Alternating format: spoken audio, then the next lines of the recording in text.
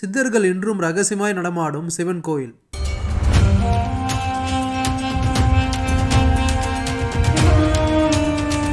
மூக்கணா கயிறு இல்லாமல் மிகவும் சாந்தமாக காட்சியளிக்கும் நந்தி பகவான்.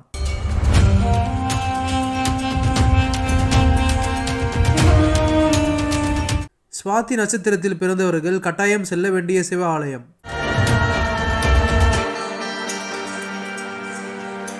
வணக்கம் வீவர்ஸ், இன்னைக்கு நம்ம வீடியோவில் பழமை வாய்ந்த சித்துக்காடு தாத்தீரீஸ்வரர் கோயிலை பற்றி தான் பார்க்க போகிறோம். இந்த கோயில் எங்கு உள்ளது, எப்படி செல்லலாம் என்று பார்க்கலாம். அதுக்கு முன்னாடி இது போல் அற்புதமான ஆலயங்களை பற்றி வீடியோஸ் பார்க்க என்னோட சேனலை மறக்காமல் சப்ஸ்கிரைப் பண்ணிக்கோங்க. இந்த அற்புதமான சிவன் கோயிலானது திருவள்ளூர் மாவட்டம் பூந்தமல்லை அடுத்த சித்துக்காடு என்ற கிராமத்தில் அமைந்து உள்ளது. கோயிலோட முழு முகவரி கூகுள் மேப் லிங்க்கும் டிஸ்கிரிப்ஷனில் கொடுத்துருக்கேன், தேவைப்படுறவங்க பார்த்து தெரிஞ்சுக்கோங்க. இந்த அருள்மிகு தாத்தீரீஸ்வரர் திருக்கோயிலானது மதுரையை ஆண்ட சுந்தரபாண்டி என்பவரால் 800 ஆண்டுகளுக்கு முன்பு கட்டப்பட்டு உள்ளது. இந்த தகவல் இங்கு உள்ள கல்வெட்டு மூலம் அறியப்படுகிறது.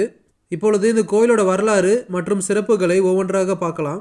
கருங்கல்லால் கட்டப்பட்ட கோயிலான இது 5 நிலை ராஜகோபுரத்துடன் அழகிய சிற்ப வேலைப்பாடுகளுடன் கிழக்கு நோக்கி அமைந்து உள்ளது. இந்த கோவிலில் நெல்லி மரம் தலமரமாக உள்ளது. வடமொழியில் நெல்லிக்கு தாத்ரி என்று பெயர் இருப்பதால் இங்கு உள்ள இறைவனை தாத்தீரீஸ்வரர் என்று அழைக்கப்படுகிறார். மற்றும் இத்தல அம்பாளான பிரசன்ன குந்தலாம்பிகையின் சிலை பூந்தோட்டத்தில் கிடைக்கப்பெற்றதால் அம்பாள் பூங்குழலி என்று அழைக்கப்படுகிறார். கோயில் உள்பிரகாரத்தில் தட்சிணாமூர்த்தி, கணபதி, சுப்பிரமணியர், லக்ஷ்மி, சரஸ்வதி, ஆதிசங்கரர் உள்ளிட்ட தெய்வங்கள் அமைந்துள்ளனர். மற்றும் இங்கு உள்ள தூண்களில் சித்தர்களின் சிற்பமும் தத்ரூபமாய் காட்சி தருகின்றன. நந்தியின் சிலை மற்ற தலங்களில் உள்ளதை விட இங்கு சிறப்பானது. சாந்தமான நிலையில் மூக்கணா கயிறு இல்லாமல் நந்தி காட்சி அளிக்கிறது. காரைக்கால் அம்மையார் திருவலங்காடு கோயிலுக்கு செல்லும் வழியில் இங்கு உள்ள இறைவனை தரிசித்து சென்று உள்ளார் என்பது வரலாறு. மற்றும் ஜடாமுடி சித்தர், ஸ்ரீ பிராண தீபிகா சித்தர் உள்ளிட்ட பல சித்தர்கள் வழிபட்ட தலமாக இருப்பதால் சித்தர்காடு என்று அழைக்கப்பட்டது. இந்த பெயர் மருவி இப்பொழுது சித்துக்காடு என்று அழைக்கப்படுகிறது. இன்றளவும் சித்தர்கள் பறவைகள் வடிவில் இறைவனை தரிசித்து வருவதாக கூறப்படுகிறது. கோயிலில் முக்கிய விழாக்களாக ஆருத்ரா தரிசனம், பங்குனி உத்திரம், ஆடி கிருத்திகை, மகா சிவராத்திரி, மார்கழி மாத சிறப்பு நாட்கள் இங்கு சிறப்பாக கொண்டாடப்படுகிறது. படுக்கை ஜடாமுடி சித்தர், பிராண தீபிகா சித்தர் என்ற சித்தர்கள் அவர்கள் இங்கிருந்து நெல்லி மரத்தடியில் ஒரு சிவலிங்கத்தை வைத்து நெல்லியப்பர் என்று பெயர் சூட்டினர். நெல்லி மரத்தடியில் சிவலிங்கம் இருப்பதால் நெல்லியப்பர் என்று அழைக்கப்பட்டார். சமஸ்கிருதத்தில் நெல்லியை தாத்திரி என்பார்கள், அதனால் இவரை தாத்தீரீஸ்வரர் என்றும் அழைக்கப்படுகிறார். மற்றும் அக்காலத்தில் ஆண்டு வந்த மன்னன் இங்கு கோயில் திருப்பணியை துவங்கிய பொழுது இங்கிருந்த பூந்தோட்டத்தில் அம்பாள் சிலை கிடைக்கப்பட்டது. அதனால் பூங்குழலி என பெயர் சூட்டி அம்பாள் சன்னதியை எழுப்பினான்.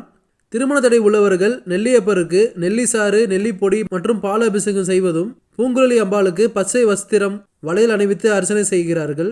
கோவிலில் தூண்களில் சில சித்தர்கள் சிற்பங்கள் உள்ளன.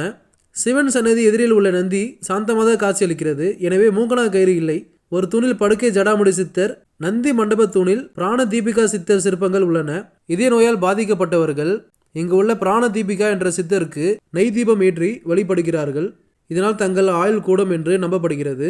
சுவாதி நட்சத்திரத்தில் பிறந்தவர்களுக்கான பரிகார தலம் இது. மார்கழியில் நடராஜருக்கு 10 நாள் விழா நடக்கும்.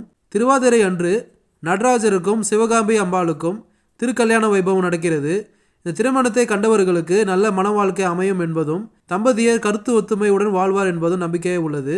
குறிப்பாக சுவாதி நட்சத்திரக்காரர்கள் தங்களுக்கு ஏற்படும் தோஷங்கள் நீங்க இத்தல இறைவனை வழிபாடு செய்கின்றனர். திருமண தடை உள்ளவர்கள், இதய நோயால் பாதிக்கப்பட்டவர்கள் இங்கு உள்ள சிவபெருமானை வழிபடுகின்றனர். மற்றும் அம்பாளையும் சிவனையும் வழிபடுறவருக்கு குழந்தை பேர் கிடைக்கும் தலமாகவும் இக்கோயில் அமைந்திருக்கிறது. கோயிலானது காலை 8 மணி முதல் 10 மணி வரையும், மாலை 5 மணி முதல் இரவு 7 மணி வரையும் திறந்திருக்கும். சைவ வைணவ தத்துவத்தை விளக்கும் வகையில் சுந்தரராஜ பெருமாள் கோயிலும் அருகில் அமைந்துள்ளது. சுந்தரராஜ பெருமாள் கோயில் வரலாறு அடுத்த வீடியோவில் போடுறேன். என்னோட சேனலை மறக்காமல் சப்ஸ்கிரைப் பண்ணிக்கோங்க, அப்போ தான் நான் போடுற வீடியோஸ் உங்களுக்கு ரெகுலராக வரும். மீண்டும் இது போல அற்புதமான ஆலயத்தில் சந்திக்கலாம். ஓம் நம சிவாயே. நன்றி, வணக்கம்.